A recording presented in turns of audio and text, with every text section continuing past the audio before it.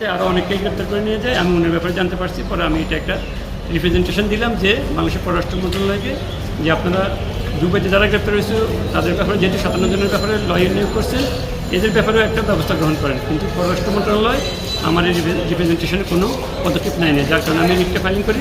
রিটটা filing করার পরে আজকে আমি মাননীয় বিচারপতি আশিস রঞ্জন দাস এবং মাননীয় বিচারপতি ফাহমিদা কাদেরের বেঞ্চে এই রিটে হিয়ারিং করি। রিটে হিয়ারিং করে কোর্ট আজকে আদেশ দিল যে ওনাদেরকে কেন মুক্তির বিষয়ে পররাষ্ট্র মন্ত্রণালয় কোনো পদক্ষেপ নেওয়া হবে না, এই মর্মে একটা রুল জারি করেন এবং আগামী 15 দিনের মধ্যে আইনজীবী নিয়োগ করে ওদেশে যারা কোর্ট আন্দোলন করছে তাদের মুক্তির বিষয়ে পদক্ষেপ নেওয়ার জন্য পররাষ্ট্র মন্ত্রণালয়কে নির্দেশ প্রদান করেন। রুলে কাদেরকে রুটে আমি বাংলাদেশের পররাষ্ট্র মন্ত্রণালয়কে নিবেদন করছি।